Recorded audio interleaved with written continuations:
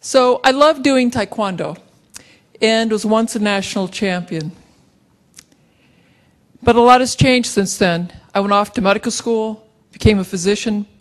I had a son and then a daughter. And I developed a chronic disease for which there is no cure. In 2000, when I was diagnosed with multiple sclerosis, I turned to the best MS center I could find, the Cleveland Clinic.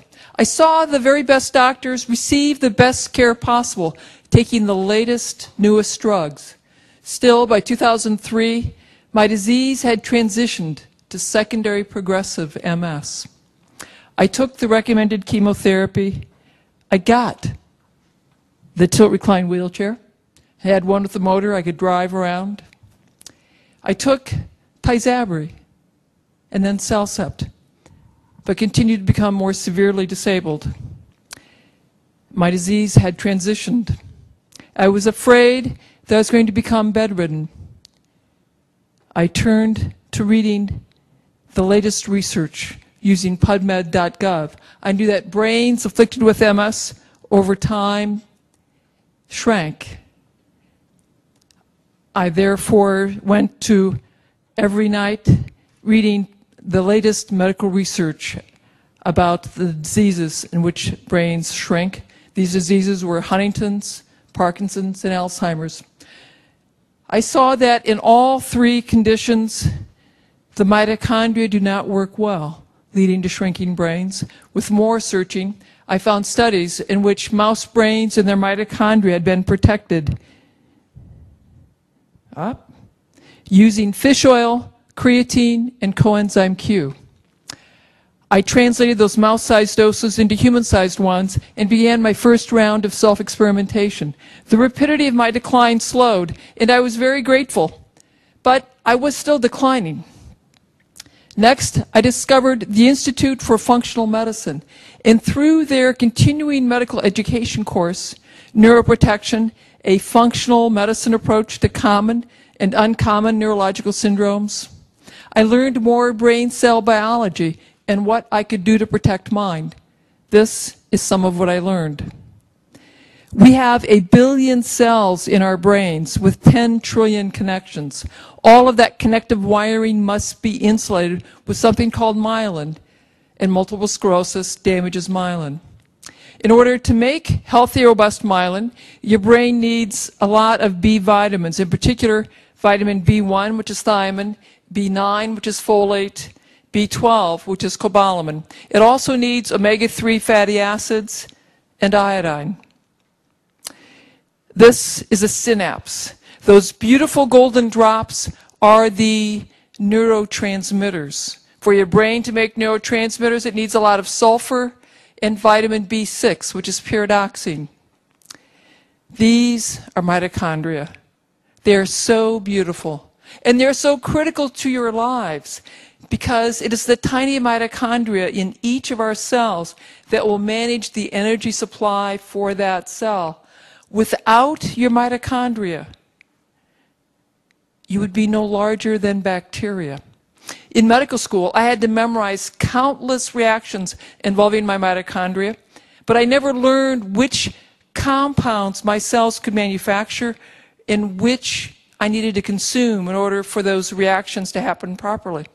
I now know that I need a lot of B vitamins, sulfur, and antioxidants for my mitochondria to thrive.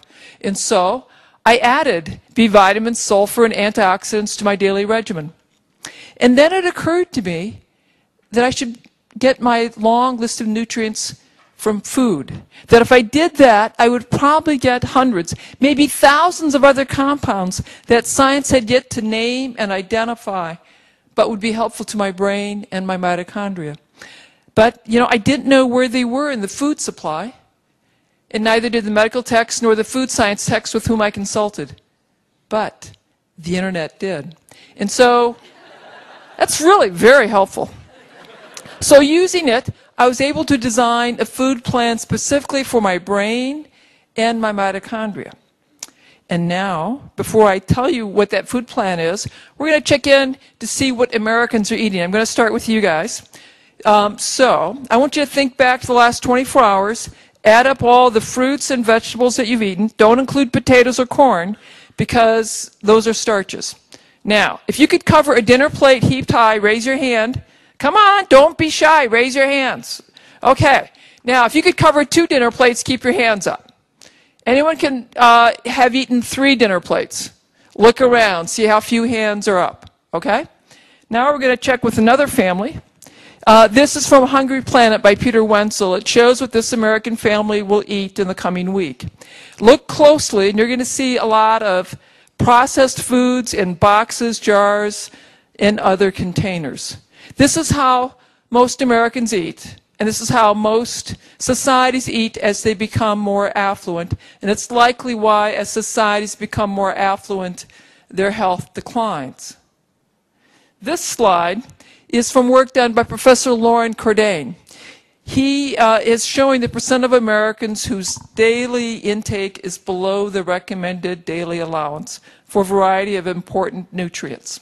On the bottom half of the slide are you'll see that less than half of us take in enough B vitamins, vitamin C, and vitamin A. Now, if you look at the top half of the slide, you'll see that 2/3 of us do not take in enough calcium, magnesium, zinc, or iodine, and that 80% do not take in enough omega-3 fats. You are all starving yourselves.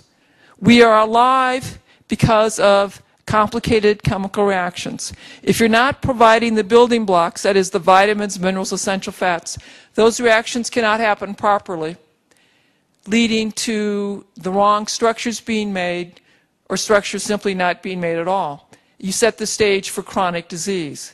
This is why our children are born with jaws that are too small, leading to crooked teeth and smaller brains. This is why your blood vessels become stiff as you age. This is why 1 in 3 American children, or 1 in 2 if you're African American or Hispanic, will become diabetic and obese as children or young adults. This is why if you go to our schools, every year we have more and more children with severe learning problems and severe behavior problems. But it does not have to be this way. For 2.5 million years, humans ate what we could gather and hunt. They're called foragers, also known as hunter-gatherers. That hunter-gatherer diet, that paleo diet, consists of leaves, roots, berries, meat, and fish. It's locally obtained, fresh, in season, and of course, organic. The Inuits in the far north ate very differently than the Africans on the savannah. And yet, when scientists have analyzed these hunter-gatherer diets, they exceed the recommended daily allowance 2 to 10-fold, depending on the nutrient. These ancient peoples know more about eating for optimal health and vitality than we physicians and we scientists. The hunter-gatherer diet has more nutrition than the American Heart Association diet, more nutrition than the American Diabetes Association diet, and more nutrition than the USDA Food Pyramid diet.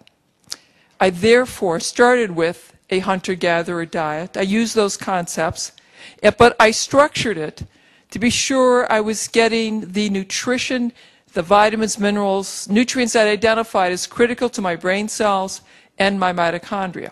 That diet is this: 3 cups of green leaves, 3 cups of sulfur-rich vegetables, 3 cups of bright color, grass-fed meat, organ meat, and seaweed.